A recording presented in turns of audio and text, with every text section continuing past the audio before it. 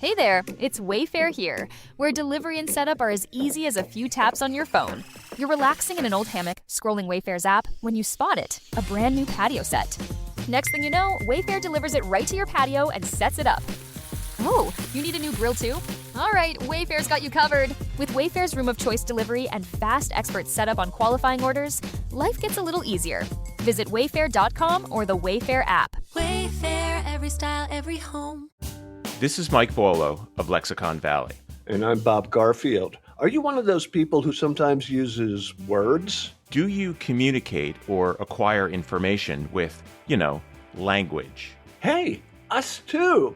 So join us on Lexicon Valley to chew over the history, culture, and many mysteries of English, plus some wisecracks. Find us on one of those apps where people listen to podcasts. DJ PK, and we're joined once again by RSL head coach Pablo Mastroeni. Pablo, good morning. Good morning, guys. Pablo, as you know, you have Trey Fitzgerald usually standing within arm's reach of you, and Trey loves a good stat, probably a lot more than you do. And he'll always feed his stats, and he hasn't yet, but I suspect he will in the next 24 hours. Your teams haven't had very many three-game losing streaks. You've lost back-to-back. You got Portland Saturday trying to avoid a three-game losing streak. To what would you attribute that? Again, I think it's. I say this and it's a bit redundant, but when you stick to process, again, you take the emotional piece out of it. When we break down games, we're not breaking down technique. Although on the day it could be poor technique or execution. We just talk about process and our positions. We talk about decisions, but we do it in a manner that eliminates emotion. And so I think streaks of any kind are very emotional, whether they're good or they're bad.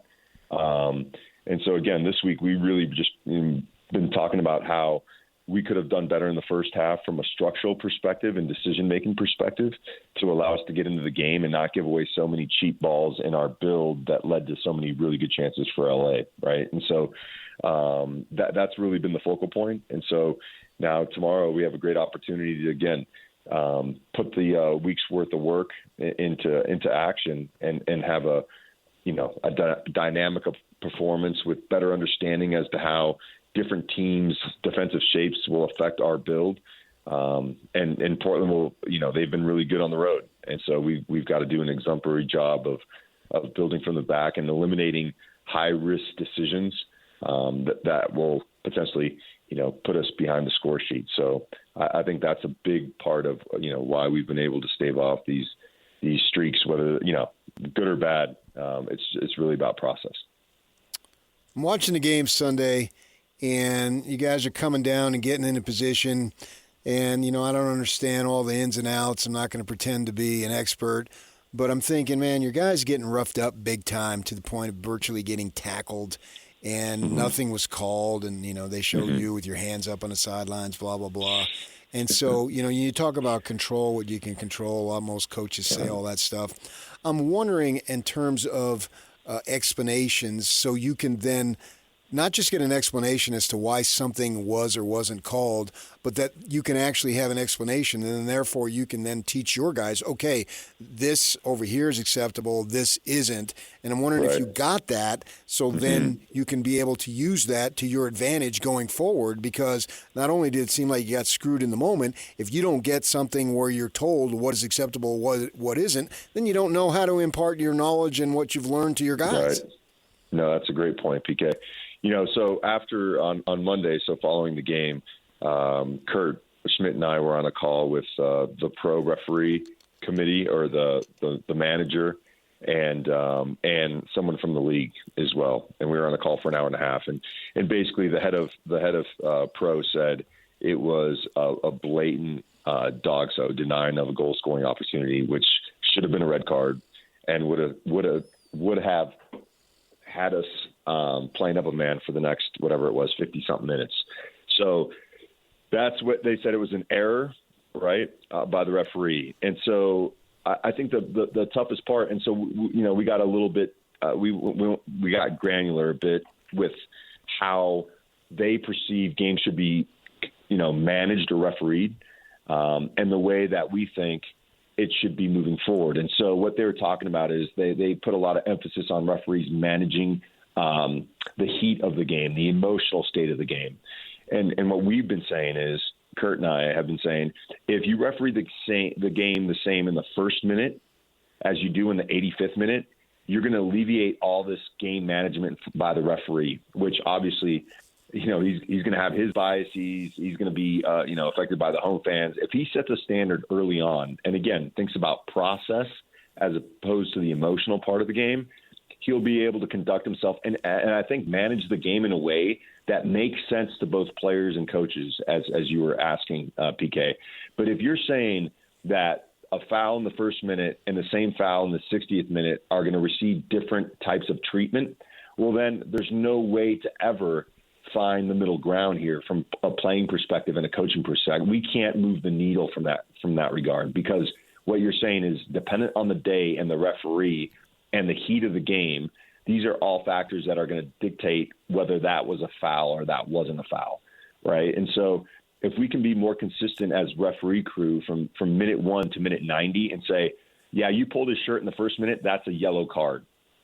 You pulled his shirt in the 90th minute, that's a yellow card. And so that, and you'll, as games start, I'll always say, like, if that's not a yellow card, then we can go through the back of someone later on in the game, and right. You're going to tell me that's not a yellow card. And he'll say, well, I can't tell you that, but more than likely. And so you're leaving all this subjectivity to it. And I think the best way to do it, to be objective and stay processed, is if someone pulls a shirt in the penalty box in the first corner kick, well, that's a PK. Yeah. Because it's going to happen in the 80th minute, and then you have to call all of those. And so you set a precedent with your decisions early on in the game that if they're not adhered to as the game goes on, that's where you start to get players and coaches losing their minds, because we don't know the goalposts keep moving on us, right. And it just becomes a thing of like, well, he just doesn't like us on the day, or there's very little objectivity, and that's what we're really screaming for moving forward. But they did acknowledge that it was a huge mistake, that it did define the game. We don't get any points for it. They're going to discipline the referee as they see fit. But I also think that, not having a public announcement, not holding, the referees, and I think it's due to their CBA with the league that they can't do that. But just it'd be great to hear from them, at times, and when games get out of control, because at the end of the day, they're the ones that are managing the game. So, so that's where we're at with all that. Well, we so kind of heard through it. We kind of heard from it through you right now. Right. Yeah, that's it. That's the only way. And it's going to take an hour and a half call after every game if that's what we want to do. And that's just not worth it, because again, there's a lot of ways we could have affected the game. And that's what we focused on. But at the end of the day, these non-calls or calls that decide games. And there's another interesting stat. In the 6 years that I've been here, we've been the most penalized team in the league as far as we've been given the least amount of PKs awarded. Yeah. And we've also been penalized the third most in the league, which is, over 6 years, it's a pretty good sample size where, and so now they're going in to evaluate the amount of VAR decisions that have not gone our way or gone our way. And I think they're going to be quite surprised that the majority of those don't go in our favor as well. So there's something to it.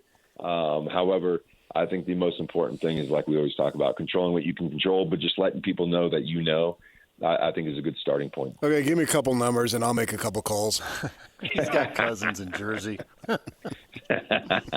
And speaking of New York, Pablo, you probably don't know this because you weren't here.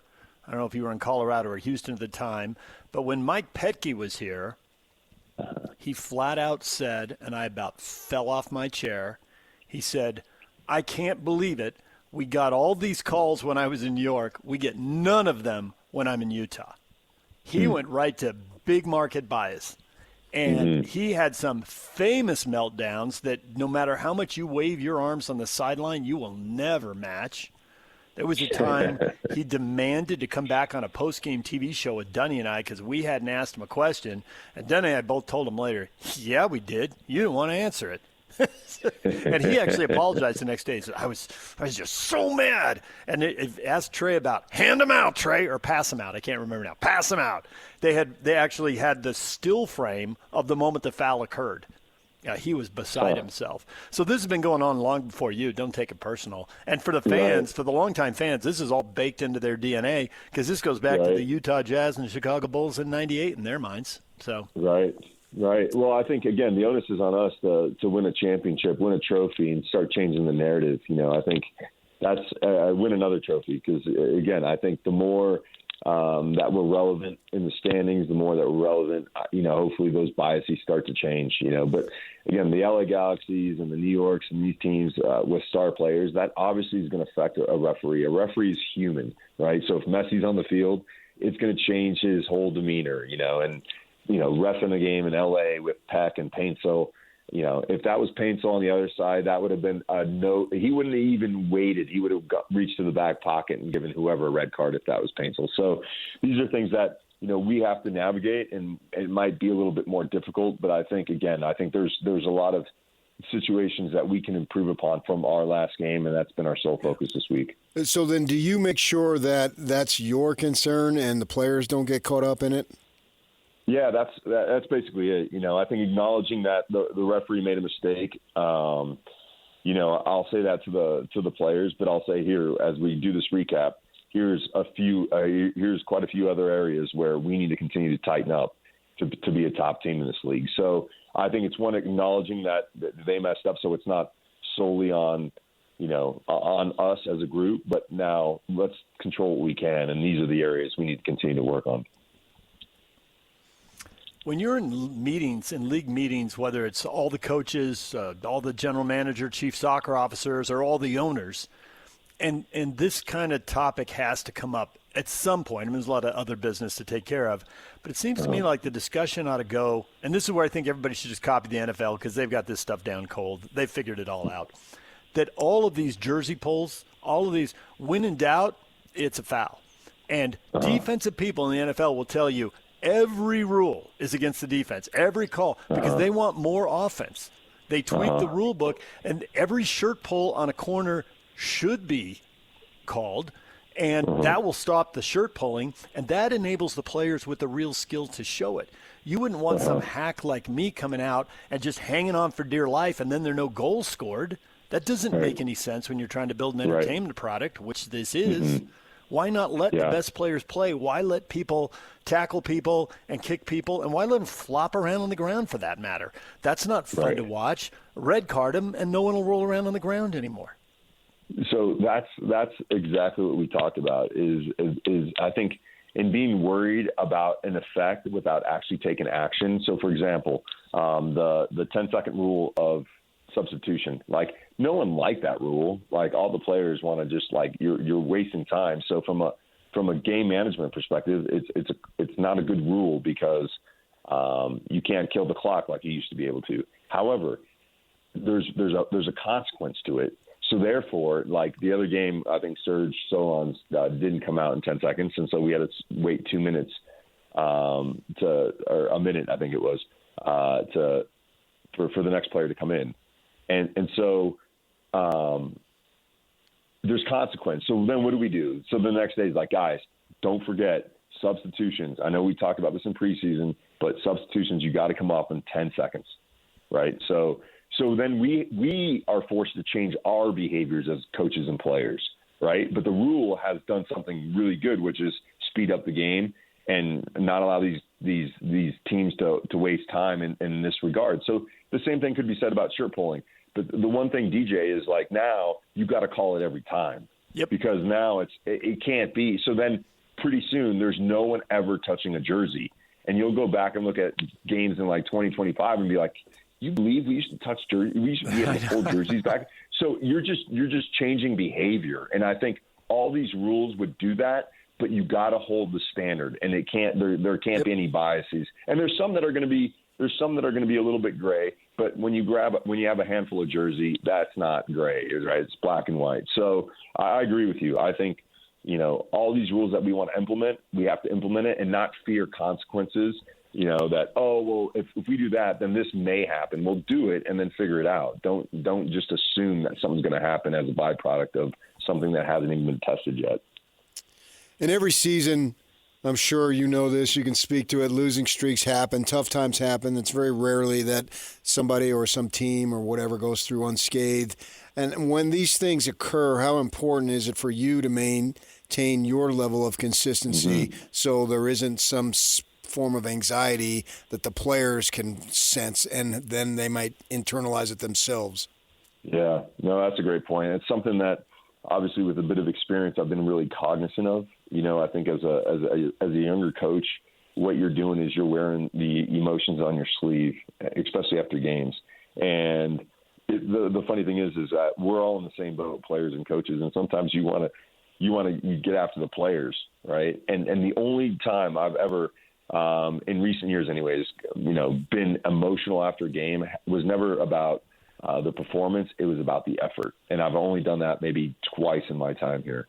And obviously with this group, effort is a standard, right? And so everything else it's about really thinking about is how do I want the players to feel after games? And that's what I say to myself. How do I want them to feel? Do I want them to feel like maybe it wasn't good enough, but we're a fantastic team and we're going to do better? Well, then my speech is always surrounded around that. Like, here, guys, we weren't sharp. We gave them opportunities.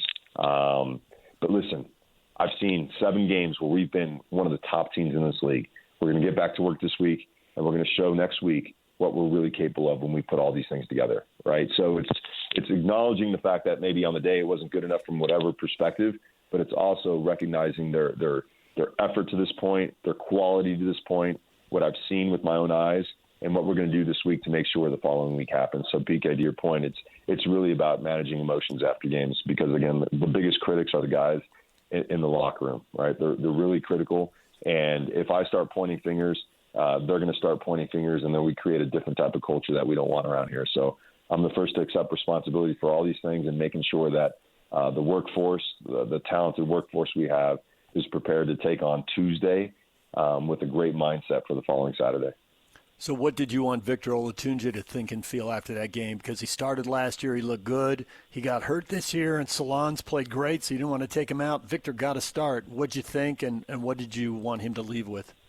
Yeah, I think, again, the toughest thing for the striker position, it's there's a lot of confidence involved in that position, right? I think it's getting a lot of, you're not always going to score the chances that you're given, but over, maybe 2 or 3 games, you're going to probably knock 1 or 2 of those in. And I think Victor was in a lot of good positions, but there's also a little bit of rustiness, right? But I thought the effort was really good. I thought, he took on some really good positions, and maybe the execution of certain plays didn't come off. And so that's understandable.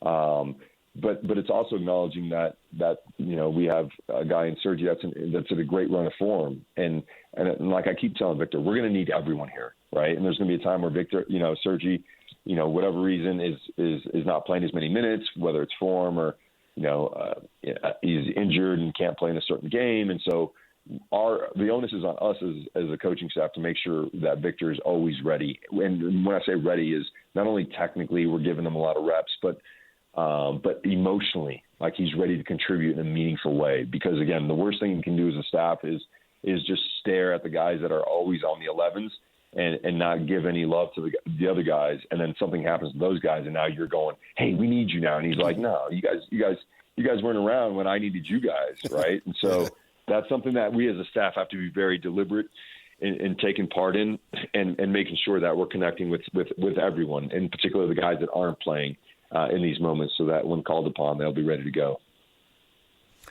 Pablo, we appreciate it. That was a lot of refereeing talk, but that is what the fans are talking about right now. So thanks for enlightening us a little bit.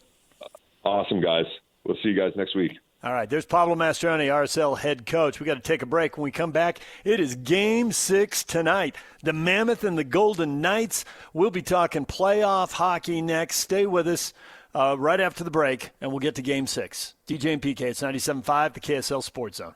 3, 2, 1. This is Scotty G and Coach Tim LeComb. Joining us now, Big 12 Radio, one of our favorites, Ari Temkin. Much of their plan around next season and being the favorites in the Big 12 depended upon Sorsby being the starting quarterback. Looks like Will Hammond, who tore his ACL last year, is going to be the starting quarterback for them. To me, I'm operating under the assumption that Sorsby will not be playing quarterback for Texas Tech and will not be playing in college football again. I was arguing that even with Sorsby, BYU should be in the conversation with what they bring back. I mean, Tech has a ton of talent, but BYU brings back significantly more players. I think without Sorsby, BYU is firmly in that favorite discussion. I think Houston, too, based again on what they bring back. Arizona's another team that should factor into the top of the conference. I think you can make the case that both Arizona and Utah should also be in that conversation.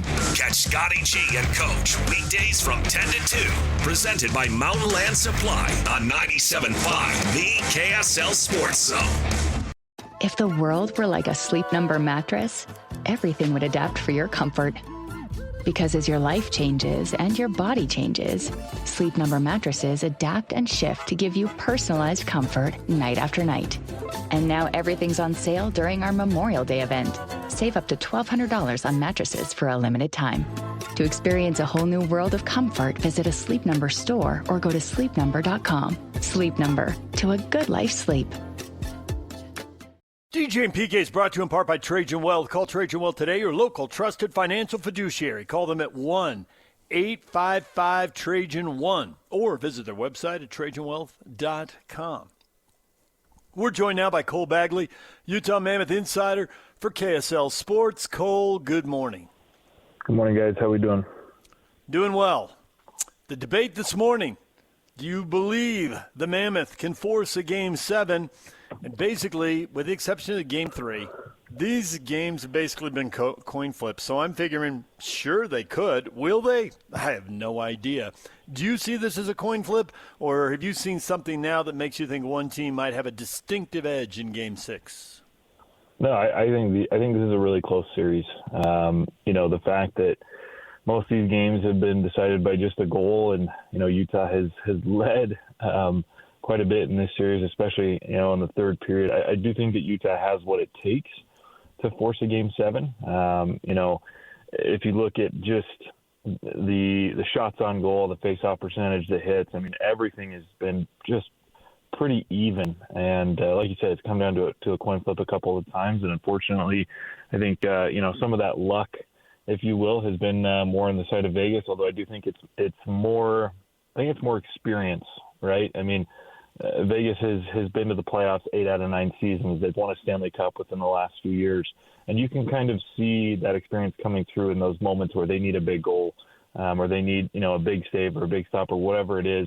They've been able to get those while Utah just hasn't quite been able to, to close some of these games out. But, after, kind of a longer answer, I do think that Utah has the ability to force a Game 7, but like I'm just not sure if they'll get it done or not. How about the power play? Can that be fixed?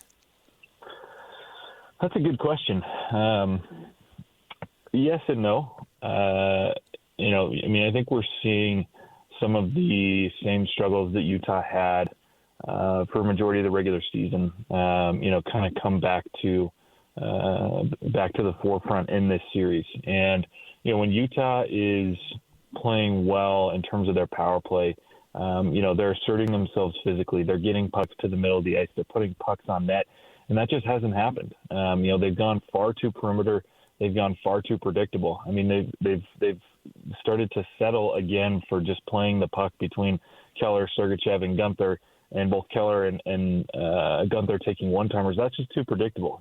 Carter Hart has been ready for that, 99% of the time. And, it's just in the playoffs, the game is the same, but it also changes because so many goals are greasy. They're not as calculated. They're not as, well strung together. And Utah just has not asserted themselves in a way that has made them successful. And so, is it fixable? Yeah, I think it is, but I just don't know that Utah, has that confidence or is as willing to do the things in order to make the power play successful. Cole Bagley joining us here talking about the Mammoth Game 6 with Vegas. We've had people saying it looks like Vegas is more willing to try to carry the puck or pass the puck into that attacking zone, whereas the Mammoth look like they just want to dump it in the corner and then try to go and win it back.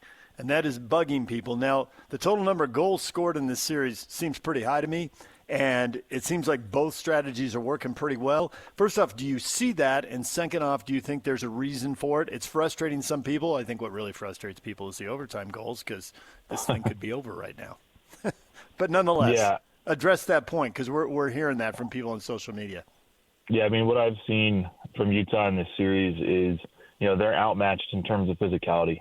Vegas is playing their game and their style in the defensive zone where they're very good at denying possession. They're very good at puck retrievals and breaking out and, playing the body to, force forwards off of the puck and, quickly generate turnovers and go the other direction. And unfortunately, that's how Utah, was at their best, and I think we've talked about this before. Utah is generally at their best offensively when they're able to get pucks in deep, win those battles in behind the net, recirculate the puck, and then break teams down with their speed. Vegas has denied that every single game because they simply just bullied Utah off the puck.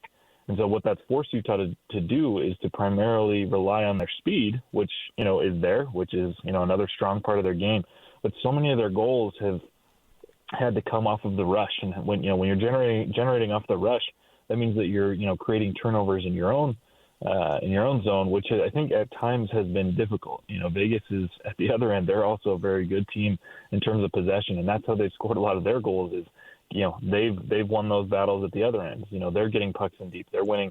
They're retrieving, they're circulating the puck back to their defensemen. They're getting it to the forwards, they're getting it down low, and then they're winning battles in front of the net to create dangerous scoring chances and score greasy goals. And so for Utah, I think when we talked to head coach Andre Tourny the other day, he said there's not really any more surprises in this series. When you get 5-6 games deep, what to expect from the other team, and kind of the way that the series has gone is the way that they kind of expect it to go moving forward. And so it's this battle of, can Utah thrive and win hockey games simply by generating off the rush, because that possession just hasn't been there. And, as we've seen, Vegas, and like I said before, that experience, I think, has been kind of the X factor for Vegas, because it has been a pretty even series. But, when Vegas has needed a big goal, they've been able to go to work to, thrive in terms of what their offensive approach is and score goals at times, in big moments and help them get wins. So, for Utah, they have to just continue to utilize their speed, and I think hope that, enough opportunities present themselves and, bury those chances. And we keep hearing about the experience issue as far as on the ice, but I'm wondering what you think as far as the perspective of the management and the executives, as they've been able to watch this, to figure out what they need to do to make the team better. In terms of like right away or long term? Not necessarily immediately, but across the board as they go about this, because everybody understands that this is an expectation of, this is the first of several postseason appearances that will be consecutive. So maybe they can see things, okay, we need to do this, we need to do that to make the team better in the succeeding years when it gets to the postseason. Yeah, I think the biggest thing is Utah needs to add size, and I think that's pretty obvious. And I think that management is already considering that. If you look at the prospect pool, there's a whole forest of trees that's coming up in this prospect pool. I mean, most of these young guys that they have down in the juniors and the AHL and what have you, they're big boys, they're big players, and I think where that's played such a critical role in this series is, yes, the hits have been pretty even, but it just feels like Vegas has been more impactful with their physicality. For Utah, it feels like they're just kind of finishing checks that don't really matter, whereas, Vegas is bumping guys off the puck. They're denying zone entries with their physicality. They're winning back pucks and breaking out and then going the other direction. They're able to assert themselves in the offensive zone, by winning battles and pushing defensemen out of high danger areas so that they can then generate dangerous scoring chances. So for Utah, I think it's become pretty obvious that Utah has the speed, they have the finesse, they have the skill, but where they've lacked in this series, and I think what's determined the outcome of some of these games has just been Vegas's ability to just kind of bully Utah in a lot of different ways. And if you look at the teams who have won Stanley Cups over the last few years, it's been a huge combination of speed, finesse, but then physicality. I mean, the Florida Panthers, have set that standard where it is a bully-style game that is winning Stanley Cups. It wasn't the Edmonton Oilers who thrived in terms of speed. I mean, they have two of the fastest players in the game, but, Florida was able to bully them and win 2 Stanley Cups. So for Utah, hopefully obviously, like I said, management has a plan. They see that there's a need for size, but hopefully, in addition to prospects, I think you have to look at, free agents and possible trades, coming up this summer, because, this is the standard now. You have to get to the playoffs, and you have to continue to make progress in the playoffs. And what I see right now is a team that, is good and is learning things and is making progress. But, if you just keep this same kind of a roster and same kind of approach, you're not going to make it out of the first round. And if you somehow get to the second, I think that's, kind of where you're going to reach, plateau. Your potential. Yeah, you're going to plateau. So I think that size is the biggest thing that Utah needs to add. And we'll see, as we move forward into the summer and into future years, how are they able to do that successfully? They went from 89 points and missing the playoffs last year to 92 and making the playoffs. But the league's kind of lopsided. There's more good teams in the East, and 95 points didn't make the playoffs in the East this year. So when I think about, okay, don't plateau, get deeper, I mean, they have to get a lot better. Just in their division, Minnesota was 12 points in front of them. Dallas was 20 points in front of them. Colorado, I can't even do the math, 29 points in front of them. So it seems like it's not just how do you close the gap on Vegas. Vegas only finished 3 points in front of them, and now we're seeing how this playoff series plays out. But these other 3 teams look like they're way in front. Maybe they'll come back a little bit, but it seems like there's a lot of work to be done, and a 3-point improvement isn't a good enough pace if they're going to catch these teams and compete with them.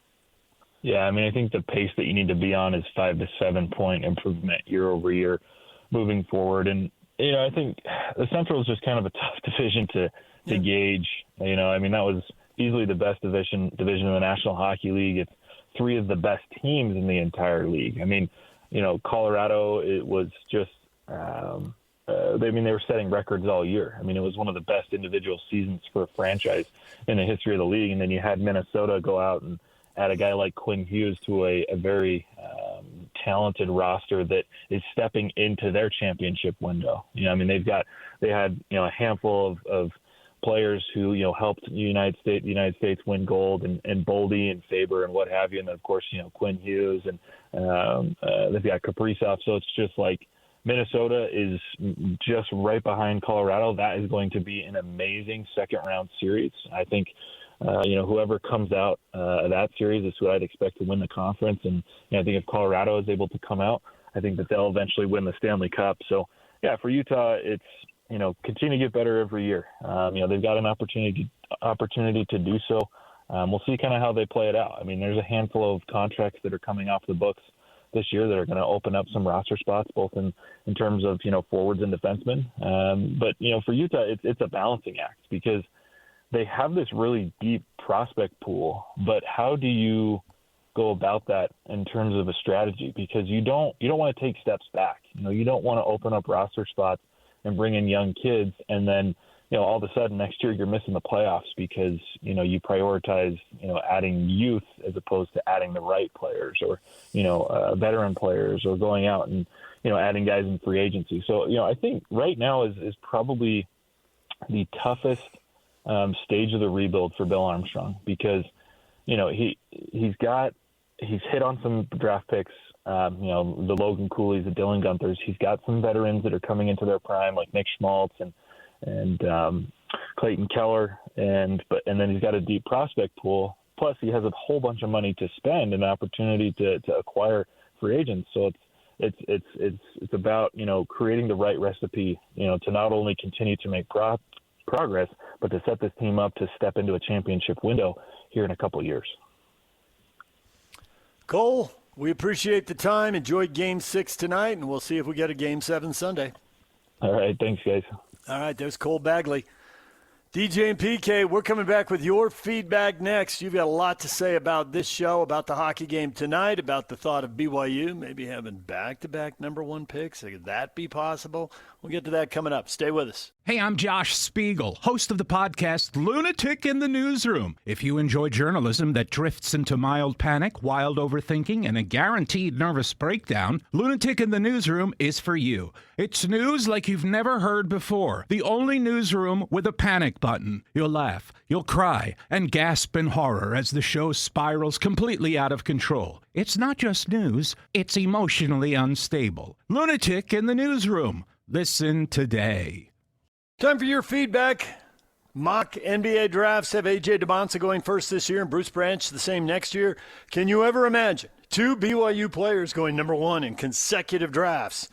Shades McGee says, well, I haven't seen any drafts with Branch going first next year, ...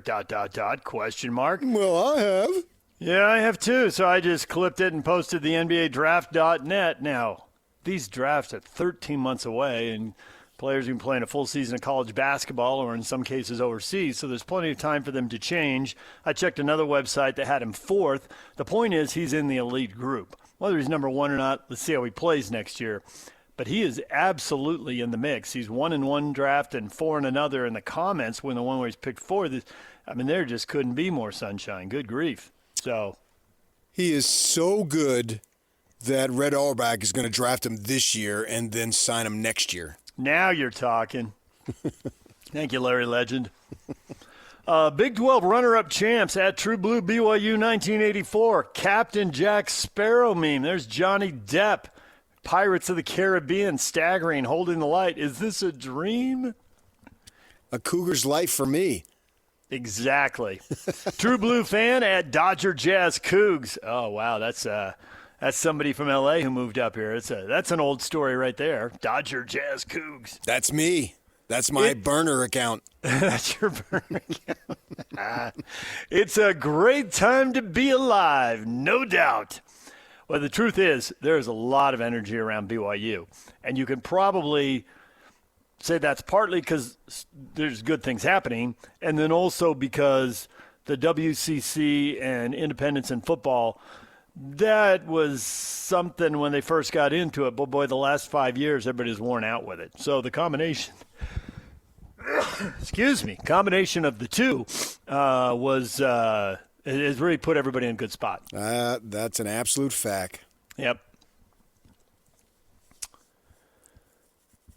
All right, we got more people weighing in here on the mock drafts and on the thought of this happening back to back. Mickey, so money can buy happiness. I always thought it could.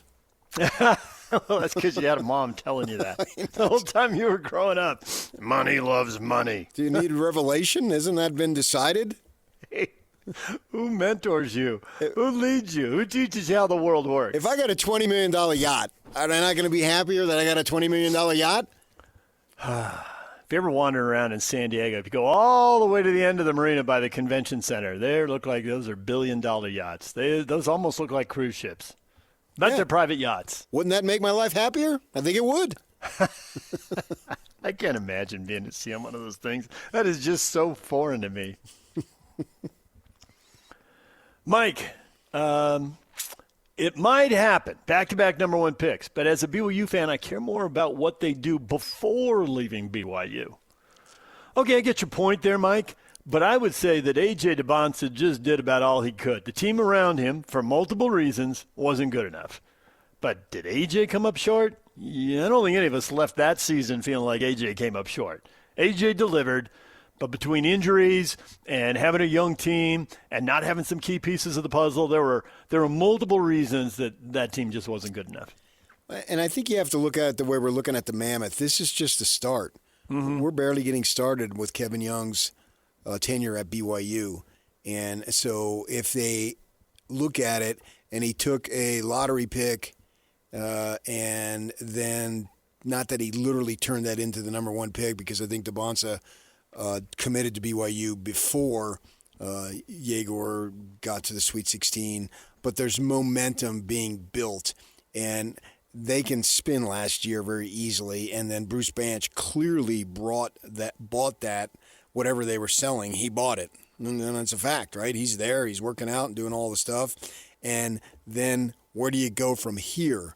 And it looks like, we talk about the arrows. Are they down? Are they neutral? Are they up? Well, this one is up. And where do you go from here? If you get a kid like Yegor who had a great experience and loves to talk about it in multiple languages, and you got DeBonsa, who has been a salesman for BYU, and I don't know how the Branch thing is going to play out, but I do know how the other two played out, and if it equates that, what we saw, then you got a third kid who's not a Latter-day Saint, not from the area, but coming here, having a great time, loving I don't know what his personality is going to be in terms of DeBonsa interacting, going to the women's game in some other tournament that they had, not the NIT, whatever, the BIT, whatever it was called, and high-fiving the young ladies as they're coming off the floor after winning the game. He obviously enjoyed the BYU experience, right? It wasn't foreign to him. It's something that he was comfortable in. If Bruce Branch comes anywhere near that, then you really got some momentum that you're building. So the question, can you ever imagine two BYU players going number one in consecutive drafts? I think Tyler answers for a lot of people. Nope. No, never. No, I did not visualize that. Yeah. And we'll see where it plays out for Branch. I mean, one mock has him 1, one has him 4. They're just throwing enough stuff up against the wall at this point. Did Sean Bradley go second and he was 7'6"? Yeah. Those guys aren't born every day. Nope. The other question, what chance do you give the Mammoth to force a game number 7? Can they get it done tonight in Game 6 and give us one winner take all? And largely people are they're pretty encouraging. Although Vernon's a little down. Slim, but there's always a chance. Matt posted the Believe shot from everybody's favorite soccer show, except he photoshopped in the coach in a Mammoth jersey. Nice. Ted Lasso pointing at the Believe sign in a Mammoth jersey. Nice. Well, I don't see why not. I don't necessarily see why, but I certainly don't see why not. And that's why people like Martin put 50-50 and Doug put 50-50 and Neil put 50-50 because they're with you. Of course they could. And, of course, they could get beat, too. They can, but I think they got a good shot to win, as they've had every game. Michael, in our house, 75%. You come into the D.C. and you expect to have a good time in our house, it's not going to happen. How dare you? It's the University of Miami hockey. I do think sometimes Pablo was talking about this off the top when he was talking about emotion and try to make it about process, but it's hard when you're 6 games deep in a playoff series. And so the emotion is now the team facing elimination throws the kitchen sink, everything but the kitchen sink at them, and they win, and then it goes the other place and the home team wins Game 7. We've seen that in the NBA over and over again. No, we'll worry about that if it happens.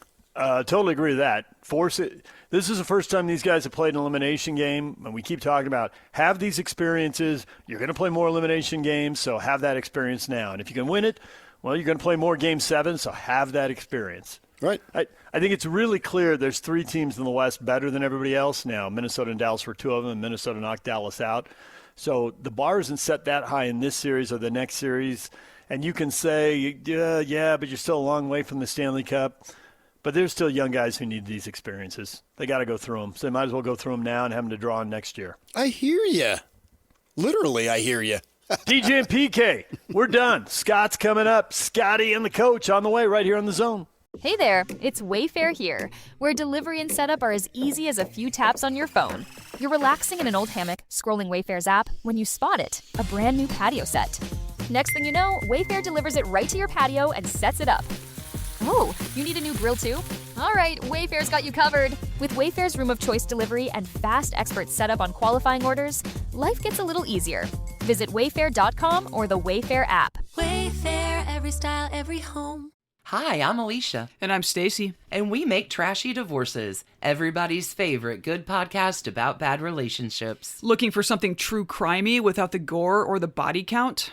We've been churning out funny, feisty, feminist episodes since 2019. So if you're looking to put some scandalous stories told well into your ears this summer, check out Trashy Divorces wherever you listen to podcasts. Trust us, we've covered someone you love. Or someone you love to hate.